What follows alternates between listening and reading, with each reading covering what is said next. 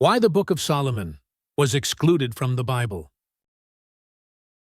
The story of how the Bible came into its current form is a deeply philosophical reflection on the nature of truth, authority, and human understanding.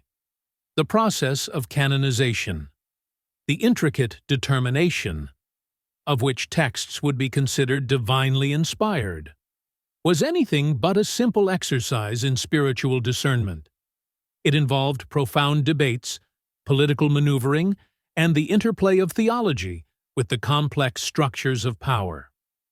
Among the most significant figures in this process is Solomon, the son of David, whose wisdom shaped much of Israelite thought, and whose legacy is intertwined with the wisdom literature in the Bible. However, what if there was another text attributed to Solomon, one that was excluded from the final biblical canon? Why would the so-called Book of Solomon, a text tied to a man whose wisdom shaped the kingdom, be omitted from Scripture? The reasons behind the exclusion of the Book of Solomon lie at the intersection of theology, politics, and the limits of human understanding. The decision to exclude this text was not a simple error. It was the result of centuries of philosophical debate, ideological conflict, and the shifting religious landscape of the time. The exclusion of this book is not just about the loss of a text, but reflects the evolution of religious authority and the difficult decisions that shaped the boundaries of faith. Understanding why the Book of Solomon was banned provides us with deeper insight into the nature of faith itself and what it means for both ancient and modern believers to confront the tension between wisdom and control. To uncover the reasons behind the exclusion of the Book of Solomon, we must dive into the historical context of how the Bible was compiled, the nature of Solomon's writings, and the controversial content within the text that made it too unsettling for early religious authorities to accept. By exploring these layers of history and philosophy, we can better grasp the complexities of this pivotal decision and reflect on what was lost in the process.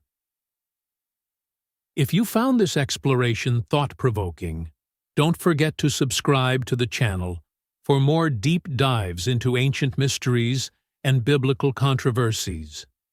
We'd love to hear your thoughts. Leave a comment below and let us know what you think about the exclusion of the Book of Solomon. 1. The History of the Book of Solomon, a philosophical examination of its content and controversies. Solomon, renowned as the son of King David and Bathsheba, stands as one of the most iconic figures in biblical history. His reputation for profound wisdom, the construction of the first temple in Jerusalem, and the prosperity of his reign have been immortalized in the Old Testament. Beyond his political and spiritual legacy, Solomon's literary contributions further highlight his intellectual genius. His works, Proverbs, Ecclesiastes, and the Song of Solomon, are celebrated for their deep philosophical, ethical, and poetic qualities. Yet beyond these canonical writings lies another text attributed to Solomon, commonly referred to as the Book of Solomon.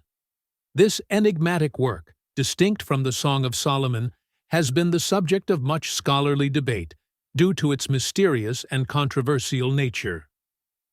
The Book of Solomon is believed to be a piece of esoteric literature, one that transcends the scope of Solomon's known biblical writings. Whereas Proverbs and Ecclesiastes focus on divine wisdom, love, and the moral journey of humankind, this lost text purportedly ventures into realms that blend philosophy with mysticism and magic. It is said to explore deeper mysteries of the universe, nature, and spiritual forces, subjects that challenge the more conventional religious teachings. If such content indeed existed, it would have inevitably drawn suspicion from religious authorities, particularly for its rumored inclusion of magical practices and discussions on controlling spiritual entities. These themes, straying far from the typical wisdom literature, caused deep rifts among scholars and theologians of the time. One of the most debated aspects of the Book of Solomon is the supposed magical knowledge it contained, particularly Solomon's mastery over supernatural entities. Legend, much of it found in texts like the Testament of Solomon, a pseudepigraphical work, describes how Solomon's wisdom granted him authority over demons, spirits, and other supernatural forces. According to such traditions, Solomon's knowledge was not limited to moral and philosophical inquiries, but extended to the arcane and magical. He was said to possess a ring, now known as Solomon's seal, which enabled him to control these entities, even compelling demons to assist in the construction of the temple. This depiction of Solomon as both a wise king and a practitioner of supernatural arts blurred the lines between legitimate divine wisdom and what some religious leaders regarded as forbidden or even heretical knowledge.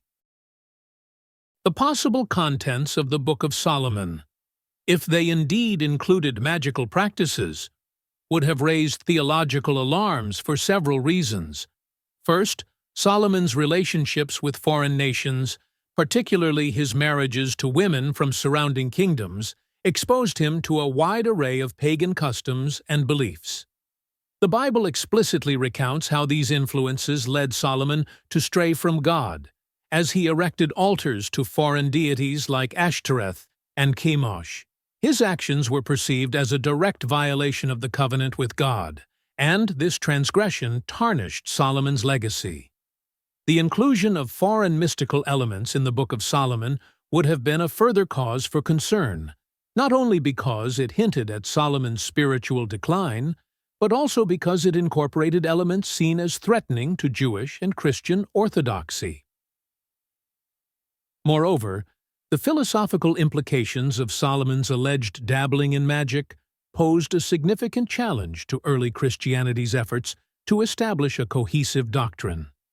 In its formative centuries, the Church was tasked with defining its beliefs amidst a world filled with competing spiritual movements, mystery religions, and philosophical schools.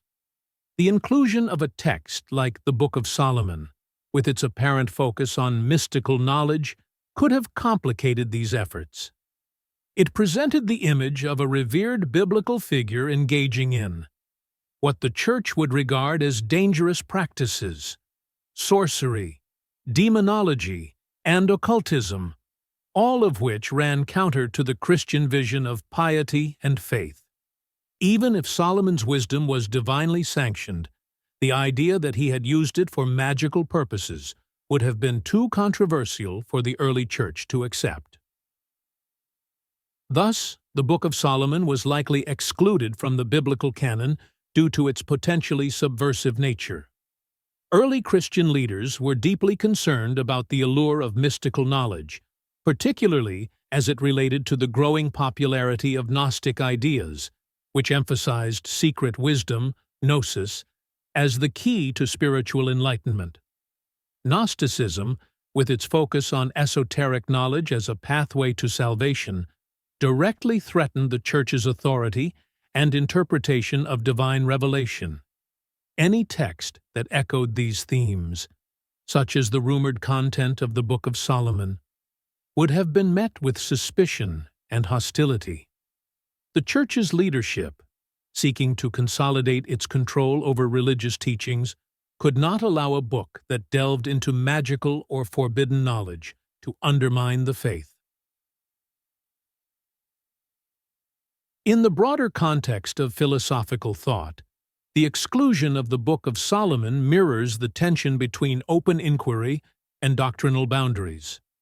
Philosophy often seeks to explore all facets of knowledge, pushing beyond conventional understandings of the world. However, religious institutions, especially those in the process of defining their core beliefs, must draw clear lines between acceptable and unacceptable forms of inquiry. The Book of Solomon, with its rumored inclusion of mystical and magical themes, crossed these boundaries, representing a quest for knowledge that the Church found dangerous. By excluding the text from the canon, early Christian leaders sought to protect the faithful from ideas they deemed as corruptive or misleading. The controversy surrounding the Book of Solomon also reflects deeper philosophical questions about the nature of knowledge itself. At its core, Solomon's story is one of wisdom, the pursuit of understanding the divine, the natural world, and the human condition. Yet, as with many philosophical inquiries, there is a fine line between seeking wisdom and delving into areas considered dangerous or forbidden. The tension between orthodoxy and mysticism, between sanctioned wisdom and esoteric knowledge, has long been a theme in religious philosophy. Solomon, both a king and a seeker of knowledge, became a symbol of this tension, his legacy marked by both divine wisdom and the potential dangers of overreaching in the pursuit of understanding. In conclusion, the Book of Solomon, whether it ever truly existed or remains a product of legend, serves as a powerful symbol in the ongoing philosophical debate over the limits of knowledge. While Solomon's wisdom is rightly celebrated in the canonical texts, the lost or suppressed Book of Solomon represents a darker, more enigmatic aspect of his legacy. It raises profound questions about the boundaries of acceptable knowledge and the risks involved in the pursuit of wisdom. For religious authorities, the Book of Solomon was too controversial to be included in the biblical canon, its contents potentially leading believers down paths that the Church could not control. For philosophers and seekers of wisdom, however, the very existence of such a text invites contemplation on the eternal struggle between divine wisdom and the lure of forbidden knowledge. 2. Philosophical reflections on political and religious conflicts, the exclusion of certain texts. The process of forming. The biblical canon was far from being a purely theological undertaking. It was deeply intertwined with political and religious dynamics, reflecting the power struggles of an era marked by profound transformation. As the early Christian Church transitioned from a marginalized community to the dominant religious force within the Roman Empire, its leaders were faced with the monumental task of shaping and defining the boundaries of Christian faith. This included deciding which texts would be considered authoritative, and, conversely, which writings posed a threat to the fragile unity they sought to build. The exclusion of the Book of Solomon illustrates how the intersection of political ambitions and religious orthodoxy influenced the process of canon formation, leading to the marginalization of certain ideas and perspectives that were deemed controversial or dangerous. In the 4th century, a pivotal event reshaped the future of Christianity. The Roman Emperor Constantine embraced the faith. This single act transformed Christianity from a persecuted minority religion into the official creed of the Roman state. While Constantine's conversion is often seen as a moment of triumph for the Church, it also introduced new challenges. The Church, now aligned with imperial power, found itself in a delicate balancing act. It had to maintain doctrinal purity while ensuring that its teachings supported the political structure of the empire. This delicate dance reached a defining moment at the Council of Nicaea in 300 AD, when 25 AD, where church leaders convened to settle disputes about Christian doctrine and, crucially, to begin the process of determining which texts would be included in the biblical canon. The exclusion of the Book of Solomon from this canon can be seen as a reflection of the Church's broader effort to distance itself from ideas that could be perceived as mystical, esoteric, or otherwise subversive. Solomon, though revered for his wisdom and leadership as the king of Israel, was also a figure associated with magical practices and the control of spirits, particularly in later traditions. While these aspects of Solomon's legend were fascinating, they also presented a dilemma for a church trying to assert a clear and unified vision of Christian orthodoxy. The early Christian community was navigating a religious landscape teeming with alternative spiritual movements, including Gnosticism, which presented serious challenges to the Church's authority. Gnosticism, one of the most significant rival spiritual movements of the time, emphasized the importance of secret knowledge, gnosis, as the path to salvation. Gnostics often reinterpreted biblical texts through mystical or hidden meanings, diverging from the more literal interpretations favored by the Church. For the Gnostics, a work like the Book of Solomon, rumored to delve into magical knowledge and esoteric wisdom, would have held great appeal. Solomon's legendary mastery over supernatural forces, his ability to summon and control demons, and his possession of secret knowledge made his character particularly enticing for Gnostic reinterpretation. This association between Solomon and mystical practices posed a serious threat to the Church, which was intent on consolidating its spiritual authority and suppressing any movement that promoted alternative paths to salvation. The potential for the Book of Solomon to be co-opted by Gnostics and other mystical sects was undoubtedly one of the reasons for its exclusion from the biblical canon. The early Church was committed to presenting a clear, coherent path to salvation, one that emphasized faith in Christ and adherence to orthodox teachings. A text that appeared to encourage magical practices or the pursuit of hidden knowledge would have undermined this effort, leading believers astray from the central message of Christian doctrine. The Book of Solomon, with its rumored focus on occult knowledge and mystical wisdom, was viewed as too dangerous for inclusion, as it opened the door to interpretations that the Church could not control. The political context of the time further complicated the situation. As Christianity became increasingly intertwined with the Roman state, Church leaders had to align their theological positions with the interests of the empire. Constantine's embrace of Christianity was not just a religious conversion, it was also a political strategy aimed at unifying the Roman Empire under a single faith. To maintain this unity, the Church had to ensure that its teachings supported the stability and authority of the state.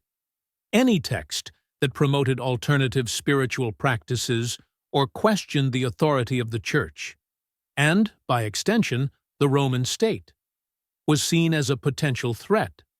The Book of Solomon, with its potential teachings on magic and spiritual power, could have been interpreted as subversive, encouraging individuals or groups to seek power outside the established structures of the Church and the state. In this context, the Church's rejection of the Book of Solomon can be understood as part of a broader effort to consolidate power, both spiritually and politically.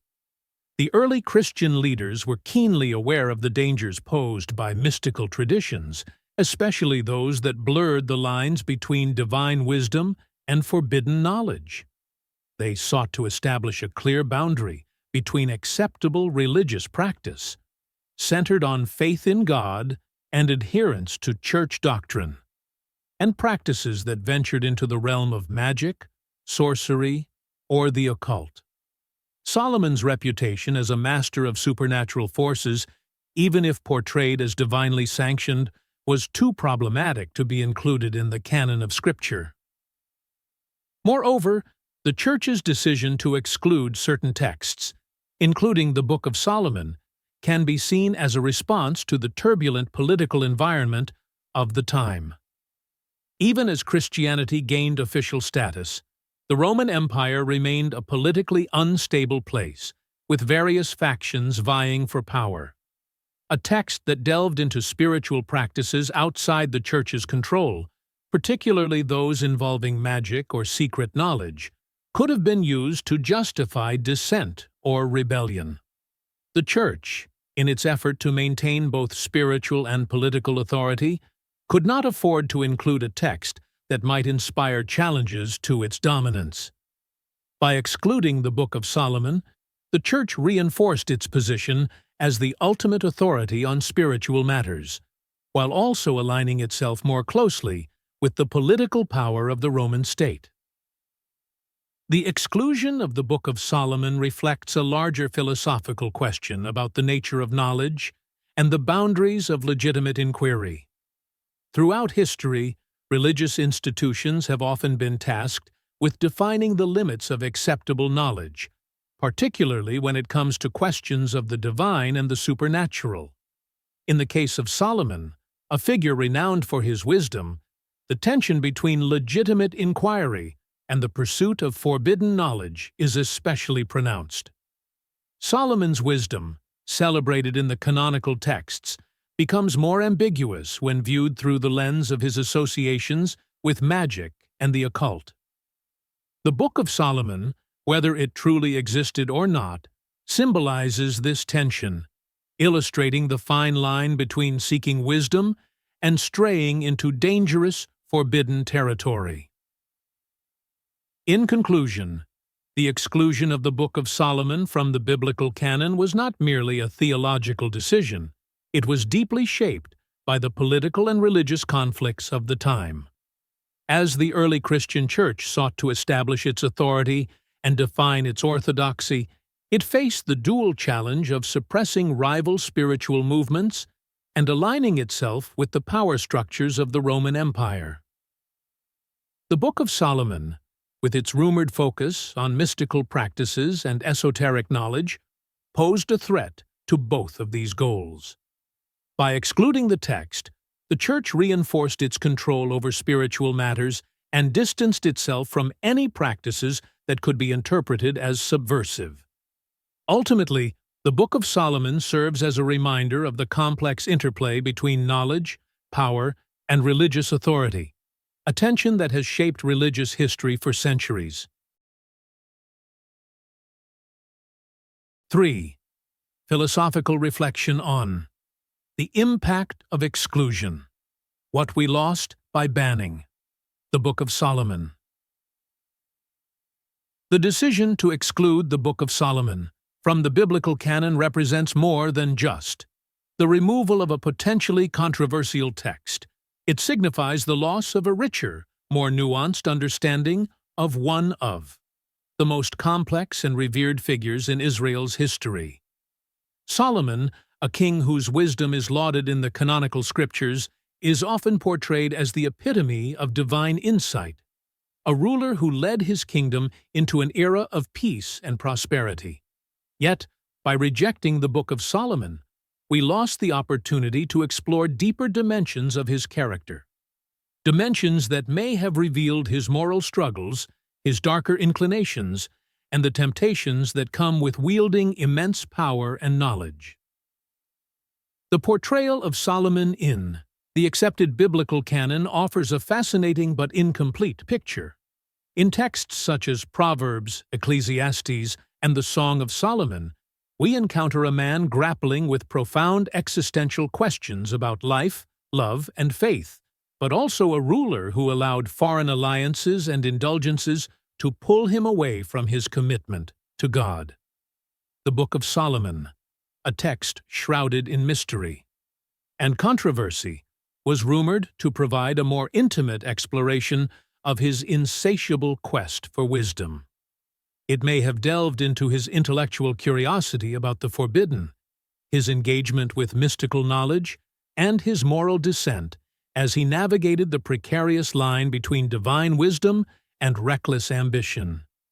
By excluding this work, religious authorities deprived us of a fuller understanding of Solomon's internal conflicts and how his pursuit of knowledge might have led him into morally ambiguous territories. In the canonical texts, Solomon is celebrated for his wisdom, but the personal costs of his quest for knowledge remain largely unexamined. The Book of Solomon, had it been included, might have offered insights into the consequences of his relentless thirst for understanding. Rumored to contain elements of mystical and esoteric knowledge, the book purportedly explored Solomon's control over supernatural entities, such as demons, and his engagement with spiritual forces that transcended the accepted religious framework of his time. These dimensions of Solomon's character, his mastery of both divine and demonic realms, are barely hinted at in the canon, yet they could have provided a more complex narrative of a king who not only sought wisdom from God, but also dabbled in knowledge that skirted the edges of what was considered morally and spiritually acceptable. By banning this text, early church leaders may have shielded the faithful from ideas they deemed dangerous, but they also diminished the philosophical richness of Solomon's story. The exclusion of the Book of Solomon also reflects a broader philosophical tension between the pursuit of wisdom and the dangers of forbidden knowledge. In the accepted canon, Solomon's downfall is attributed to his foreign alliances and the introduction of idolatrous practices into his kingdom.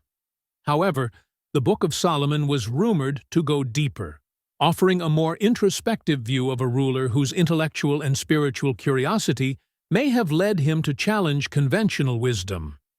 This text might have illuminated the internal struggles Solomon faced as he sought to reconcile his divine calling with his human desires, shedding light on the consequences of his moral compromises and his flirtation with the forbidden.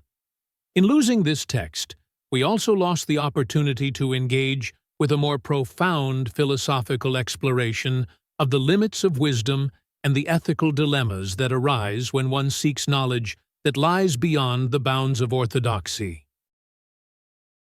The Church's rejection of the Book of Solomon can also be seen as part of a broader discomfort with certain forms of knowledge, particularly those that emphasize personal empowerment and esoteric understanding. Solomon's rumored knowledge of the spiritual realm, his control over demons, his use of magical practices, and his engagement with mystical wisdom posed a direct challenge to the early Church's efforts to define the boundaries of acceptable knowledge. During this formative period in Christian history, religious leaders were eager to distance themselves from Gnostic and pagan traditions that encouraged the pursuit of hidden knowledge as a path to spiritual enlightenment. By banning the Book of Solomon, the Church effectively removed a text that might have led individuals to seek spiritual power outside the authority of the institutional Church, reinforcing the idea that true wisdom could only be found within the confines of orthodox teachings. This exclusion reflects a philosophical shift in the relationship between religious authority and the pursuit of knowledge. The early Church sought to centralize spiritual authority, ensuring that its leaders were the ultimate interpreters of Scripture and the arbiters of divine knowledge. Texts like the Book of Solomon, which emphasized mystical wisdom and personal empowerment, threatened this centralization of authority. The Church's rejection of such texts was not merely an effort to safeguard theological purity. It was also a move to protect its institutional power. By excluding works that delved into esoteric practices, the Church aimed to create a more controlled spiritual landscape, one that emphasized obedience, faith, and the rejection of occult or mystical paths. Furthermore, the loss of the Book of Solomon represents a missed opportunity to engage with the broader philosophical and theological debates of the ancient world. Solomon's political and marital alliances with neighboring kingdoms exposed him to diverse intellectual and spiritual traditions, including those of Egypt, Babylon, and Greece. The Book of Solomon might have offered a synthesis of these traditions, providing readers with a richer understanding of the intersection between Israel's wisdom literature and the broader philosophical movements of the ancient Near East. By excluding this text, the Church not only suppressed Solomon's mystical legacy, but also stifled the potential for a more interconnected exploration of ancient wisdom traditions. In a broader sense, the exclusion of the Book of Solomon serves as a reflection of the early Church's struggle to define the boundaries of acceptable knowledge. Solomon, a figure celebrated for his divine wisdom, also became a symbol of the dangers of intellectual overreach. The tension between the pursuit of wisdom and the temptation to transcend the boundaries of divine revelation is a recurring theme in religious philosophy.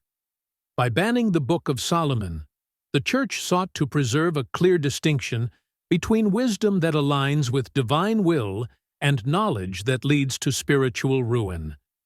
Yet, in doing so, they may have also lost a valuable opportunity to explore the moral and intellectual complexities that define the human condition. In conclusion, the exclusion of the Book of Solomon represents a significant philosophical and spiritual loss. It deprived us of a deeper understanding of Solomon's character, one that embraced not only his wisdom, but also his struggles, temptations, and moral ambiguities.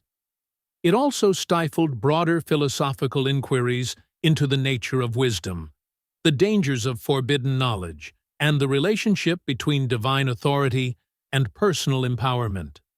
By banning this text, the Church reinforced its control over spiritual knowledge, but it also sacrificed a more open and nuanced exploration of the tensions that define the pursuit of wisdom. Ultimately, the Book of Solomon remains a symbol of what was lost in the process of defining religious orthodoxy, a reminder of the delicate balance between knowledge and power, faith and curiosity.